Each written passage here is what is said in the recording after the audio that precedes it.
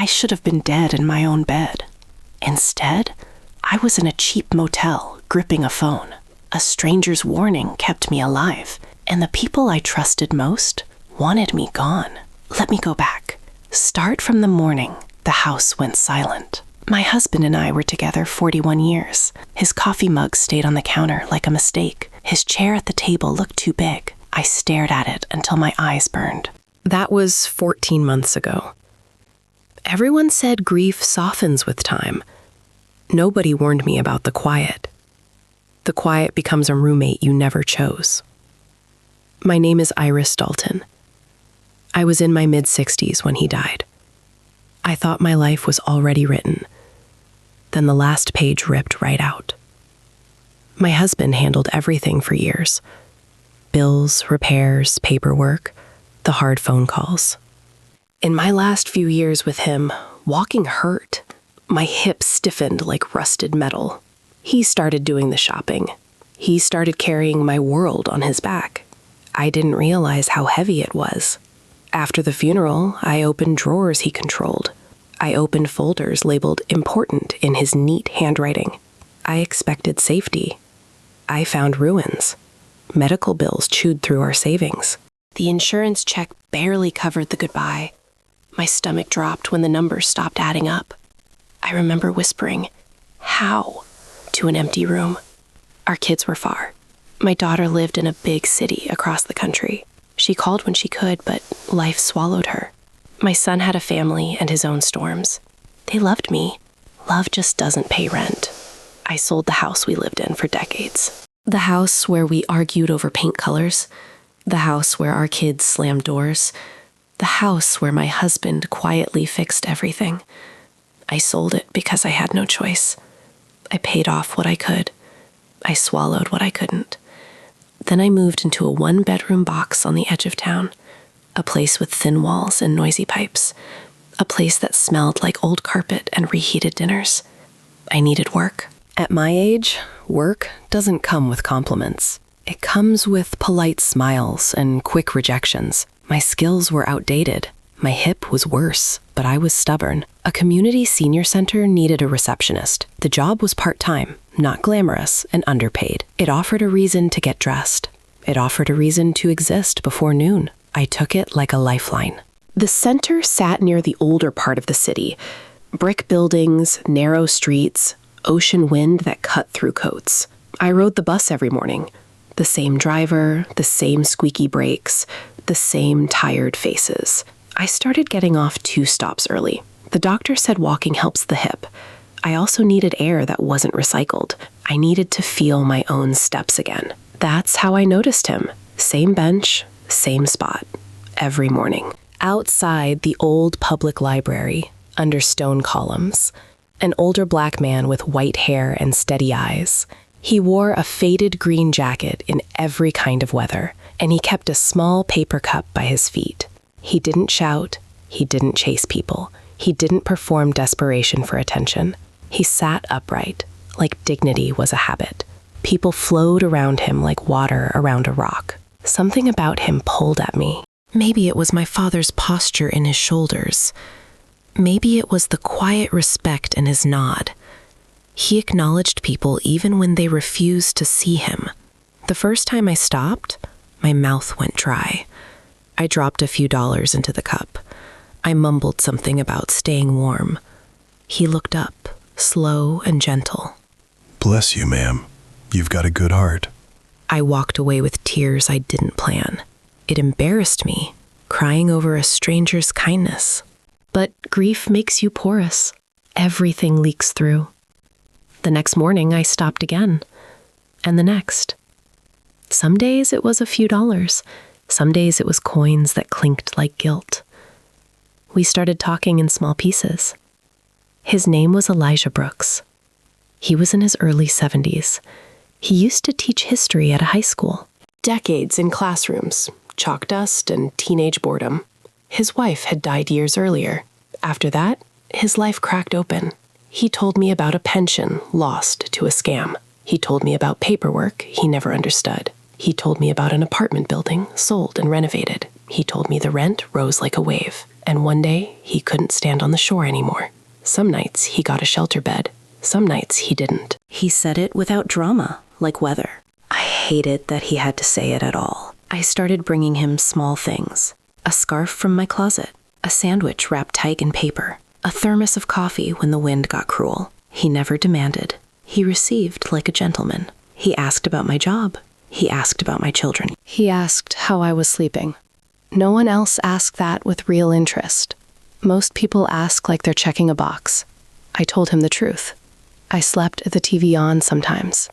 Silence made the apartment feel haunted. I'd wake up and reach for my husband out of habit. Then I'd remember, and remembering hurt every single time. Loss doesn't leave fast. It leaves in tiny steps. I smiled at that, even when it stung. Elijah had that teacher calm, like he'd seen every kind of human mess, like he knew storms pass, even when they drown you. Months went by. The city turned from wet winter into reluctant spring. I got a small raise at the center. My daughter announced she was expecting her first baby. My son mailed a card with a photo of his kids. Life moved forward, even when I dragged my feet. The senior center itself was modest. It served older clients with meals and activities, a daily hum of walkers, soft laughter, and complaints. A small staff, stretched thin, trying to do good. The director was a woman named Marla Kincaid. She'd run the place for years. She spoke smoothly, like a fundraiser at a gala. Clients adored her. Staff respected her. I did too. A new accounts clerk joined recently. Her name was Sienna Park.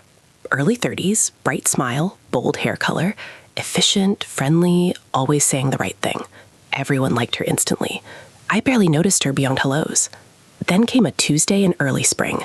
The sky was the color of old aluminum. Wind shoved paper along the sidewalk. I got off the bus at my usual stop. I headed toward the library as always.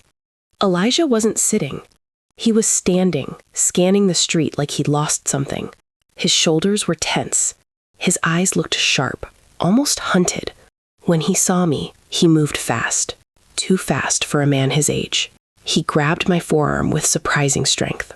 Not to hurt me, to anchor me. Iris, listen to me. Carefully. Right now. My heart did a strange jump. He never used my name like that.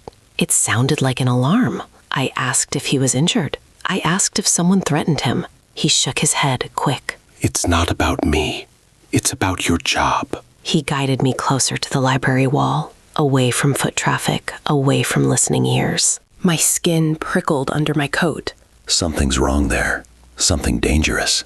I stared at him, confused and suddenly afraid. Dangerous didn't belong in my routine life. My life was buses and paper clips and aching joints. Watch the new accounts clerk. Watch the donation records. My mouth went dry. I hadn't told him names or departments. I hadn't told him anything detailed. And don't go home tonight. Anywhere else. Promise me. The words hit like a slap. Don't go home. Home was my little box apartment. Home was where I kept my husband's sweater in a drawer. I asked how he knew about my workplace. I asked how he knew about records. His eyes flicked to people passing by. People talk around me like I'm air. They say things they shouldn't. I listen. He swallowed, like the next part tasted bad. I can't explain now. Go to work. Act normal. Leave on time. Tomorrow, I'll show you everything. Elijah, you're scaring me, I whispered.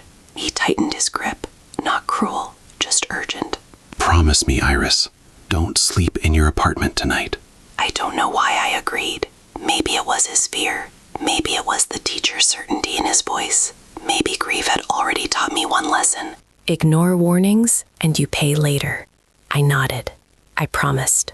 He let go immediately, like he'd never touched me. He stepped back and sat down. He arranged his cup by his shoe. He returned to being invisible. My heart kept pounding anyway. The walk to the senior center felt longer. Every storefront window reflected my worried face. My mind ran circles. How could he know about the center? What did he hear? Who would want me harmed? At my desk, I tried to smile at clients. I answered phones with practiced cheer, but my eyes kept drifting to the hallway, waiting for the new clerk to appear. When Sienna walked through, she looked normal. Coffee cup, friendly wave, hair neatly styled. Nothing villainous, nothing dramatic. Just a young woman doing her job. I told myself Elijah was mistaken. I told myself fear makes stories where none exist. But my stomach stayed tight, like a fist had formed inside me. Around midday, Director Kincaid approached my desk. Her perfume was expensive and out of place here. She smiled like we shared a secret. She asked if I'd noticed anything odd with donations, any complaints from supporters, any mail that seemed confusing. My pulse thudded in my ears. I said no. I said I hadn't noticed anything. I kept my voice steady on purpose. She frowned just slightly. She said a donor's receipt didn't match expectations. She said it was probably clerical. She said the accounts clerk would sort it out. Then she walked away like it was nothing. But it wasn't nothing anymore. It lined up too cleanly with Elijah's warning. The afternoon crawled. Every time Sienna passed, my shoulders tensed. Every time the director's door opened, I held my breath. I felt ridiculous. I also felt watched. At closing time, I packed my bag quickly. I aimed for the exit like it was safety. Then I heard the director call my name. "Iris, before you go, come to my office." My legs went cold. I followed her down the hall. The fluorescent lights buzzed overhead. My footsteps sounded too loud. My mind played a cruel game. What if I'm the one in trouble? She closed the office door. She gestured to a chair, polite. I sat, stiff. Her smile faded into something serious. She said she needed confidentiality. She said she'd never faced anything like this. I asked, like what? And she said the word that made my skin crawl. Theft. Fraud.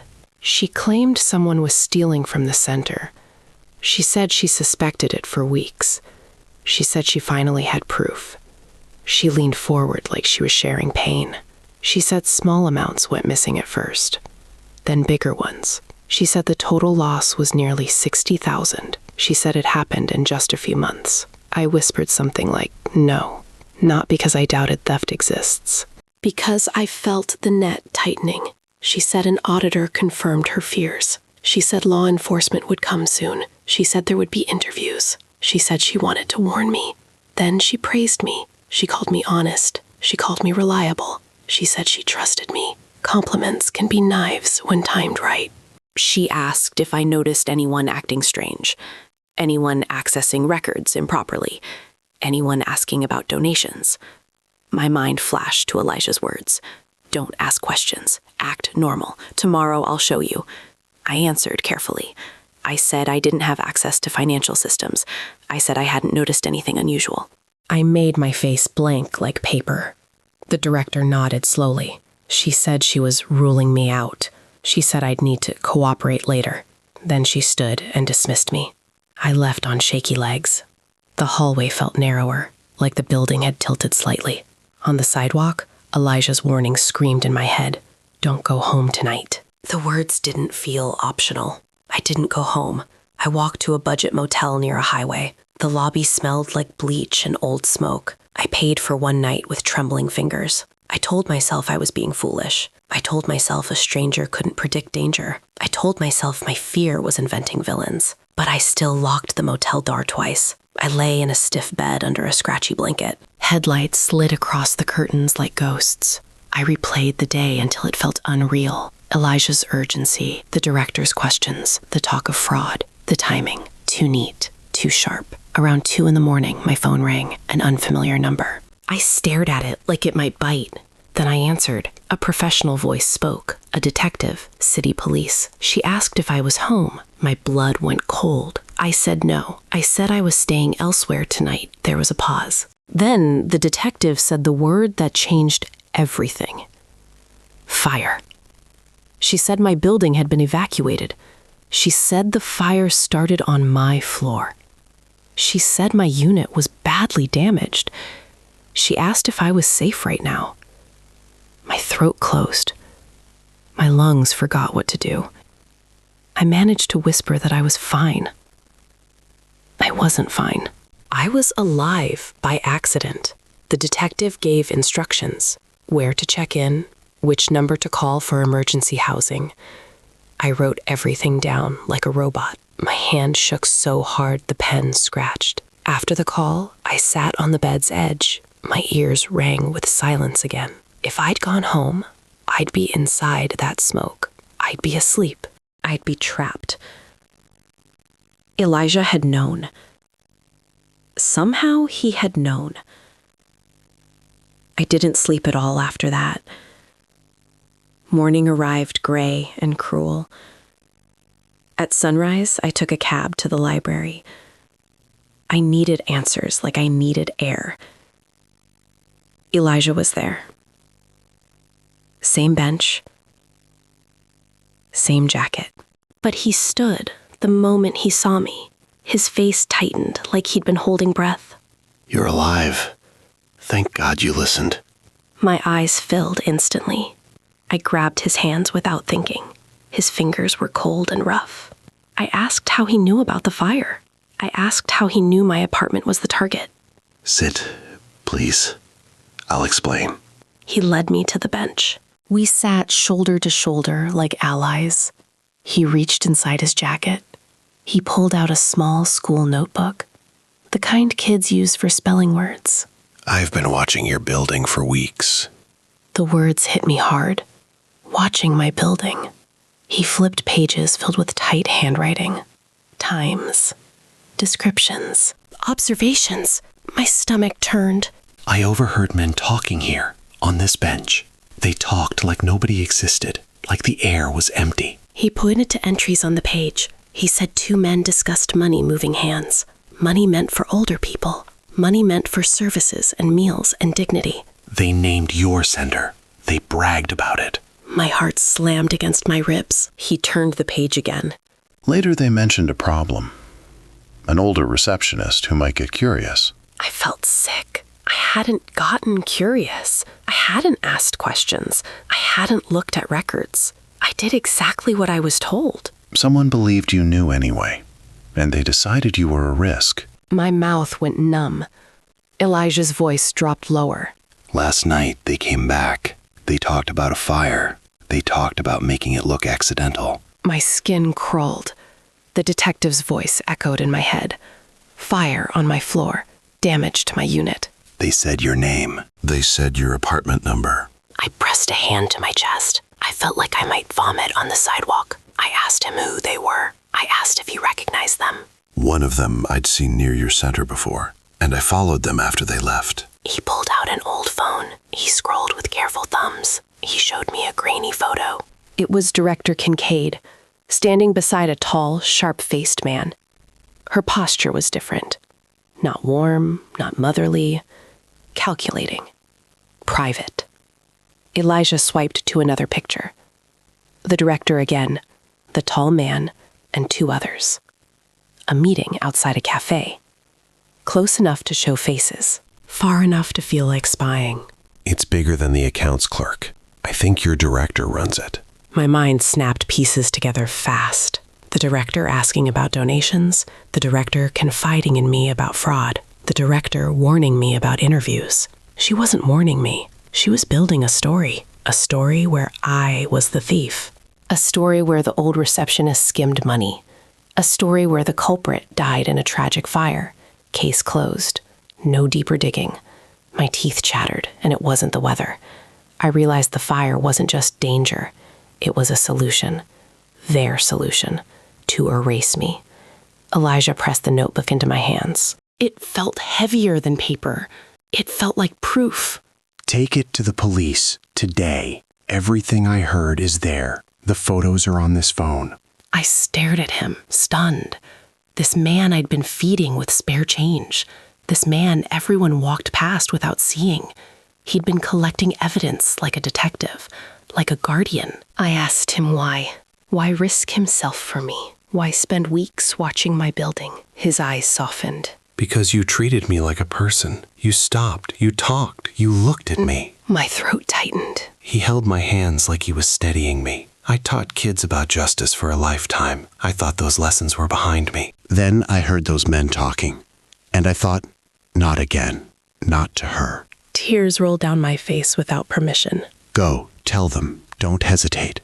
And don't worry about me. I'll manage. I didn't argue. Fear makes you obedient, but so does clarity. I went straight to the police station. I carried that notebook like it was my heartbeat. At first, they were skeptical. An unhoused man's notes, grainy phone photos, a scared older receptionist with shaking hands. Skepticism is normal, but evidence has its own voice. Investigators started asking sharper questions. They compared donor records with bank deposits. They pulled security footage from nearby streets. They traced phone calls and burner numbers. The quiet work of truth began. What they uncovered made me dizzy. The fraud wasn't new. It wasn't small. It was a machine. Director Kincaid wasn't just involved. She was the engine. She'd run similar schemes at other community programs. Not just one center. Several. Over years. The tall man in the photo was her relative, a consultant who knew how to hide trails. The new accounts clerk was connected too.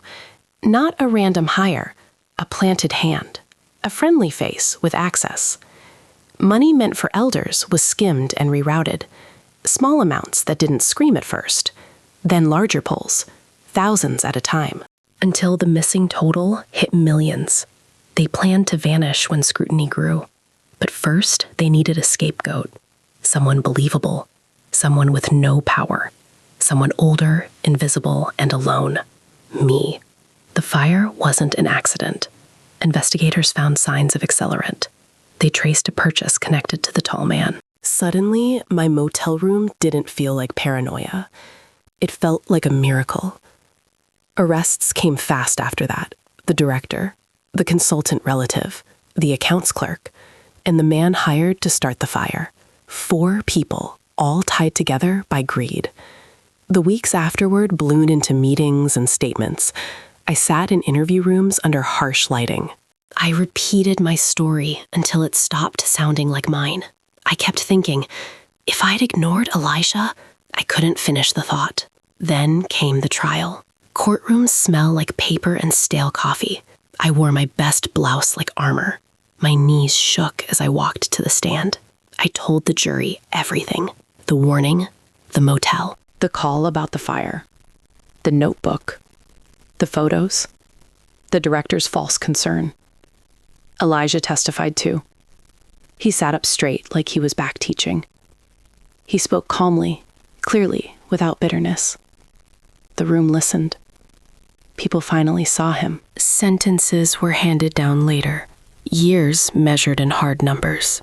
The director got a long stretch. Her relative got nearly as much. The accounts clerk got several years. The arson for hire man got the most. Justice arrived, but it didn't feel bright. It felt heavy, like holding a stone that nearly crushed you. After the verdict, I went looking for Elijah. I wanted to thank him properly. I wanted to tell him he changed my life. I wanted to ask if he was safe now. He wasn't at the bench. He wasn't near the library steps. He wasn't at the shelters I checked. I felt panic rise, sharp and childish. What if someone retaliated? What if kindness had gotten him killed? 3 days later, I found him in a hospital. He'd collapsed on the street from dehydration, malnourished, his kidneys strained and his blood sugar out of control. Untreated diabetes for years, the doctor said. I sat by his bed holding his hand. I cried until my face hurt. He looked at me, weak but still gentle. Don't cry, Iris. This isn't your fault. He tried to apologize. He said he should have warned me sooner. That broke something in me, because he had already done too much, and he still felt responsible. You helped me every day. You gave me something to look forward to. I squeezed his hand and told him no. Not thank you. Not it's okay. I told him, now it's my turn. The next month became a fight. Not in court. In offices. In phone calls. In paperwork that tried to swallow us whole. I contacted social workers, housing agencies, legal aid groups, veteran advocates, even though he wasn't one, anyone who might know a door to knock on. I wrote letters. I wrote emails. I left messages that never got returned. Then I left them again. Persistence became my new religion. I told Elijah's story without shame. Retired teacher, lost pension through fraud, evicted by forces bigger than him, still saved a stranger's life, still chose justice. People responded in ways that stunned me. A local attorney offered help at no cost. A housing nonprofit found an opening. Donations came in, not huge, but steady. A school alumni group started a fund in his honor. Slowly, the impossible began to bend. Elijah stabilized medically, medications got arranged, regular meals became real again, he gained color back in his face. A small apartment became available. Clean. Safe. Nothing fancy, but solid. A door that locked, a bed that belonged to him. On move-in day, I brought a toolbox and coffee. We assembled furniture with awkward laughs. A donated bookshelf wobbled until we fixed it. He hung a framed photo of his late wife carefully, like placing a sacred object. You didn't have to do all this. I sat beside him in his new living room. Sunlight fell through blinds in quiet stripes. I told him the truth. Plain, he saved my life. Not only from the fire, from loneliness that was eating me alive, from emptiness that made mornings pointless. And I wasn't going to let him disappear. Elijah was quiet for a long moment. Then he smiled, that familiar, gentle smile. I used to tell my students something. History isn't only the past, it's choices. Small ones, daily ones. I listened like I was back in school. How you treat people makes ripples. You don't see where they go, but they travel anyway. Ripples. The word settled in me. You stopped at my bench. That was a small choice, but look what it became. I thought about that first morning, my awkward words, the few dollars in his cup, the way he looked me in the eye, how close I came to walking past like everyone else. If I hadn't stopped, we wouldn't have talked. If we hadn't talked, he wouldn't have cared. If he hadn't listened harder, if he hadn't listened, I would have gone home, and I might not be speaking to you now. Years have passed since the trial. I'm older than I was then. My daughter has a child now, a bright little girl. My son visits more often than he used to. Loss rearranged us, but it didn't end us. I no longer work at that same center. I moved to another community program, across town. I still greet elders, I still answer phones, but now I watch records with sharper eyes. I learned that good causes can hide bad people. Elijah is healthier now. His diabetes is managed, his kidneys stabilized. He takes walks near the library on warm days. He even volunteers, helping kids with homework. Teacher instincts don't die easily. Some mornings, I still ride the bus. I still get off early and walk. Not just for my hip, for my head, for my heart. And yes, I still meet Elijah for coffee. Not on a bench anymore. At a small cafe with chipped mugs and loud laughter.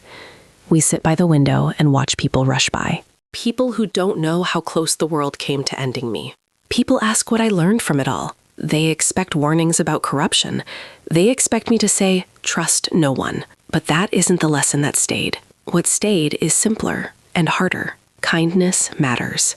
Not as an idea, as an action. A choice you make when nobody's clapping. Every time you pause instead of passing by. Every time you look someone in the eye. Every time you treat a person like they're real. You create ripples you can't predict. You never know who's watching. You never know who's listening. You never know whose life is tied to yours by one small moment. Elijah was a stranger on a library bench. I was a widow with shaky legs and spare change. Together, we helped expose a theft ring. We helped send 4 people to prison. We helped recover money meant for elders. And we built a friendship that saved us both. All because I stopped one morning. All because I didn't look away. People think strength is loud. Sometimes strength is simply noticing. That's my advice, if you'll take it. Stop for the person everyone ignores. Say hello like you mean it. Offer dignity, not pity. You don't need to be rich to be human. Because one day, that small kindness might return. Not as a thank you, as a lifeline. It did for me, and here's the sting I can't forget. The people who tried to erase me wore friendly smiles. The man who saved me wore a faded jacket. So now I pay attention to who gets overlooked. If this story moved you, stay with this channel. I share true-to-life moral stories and hard-earned lessons regularly. Tap subscribe and give this video a like if it helped. And tell me in the comments where you're watching from today, because I'm always curious how far these ripples travel.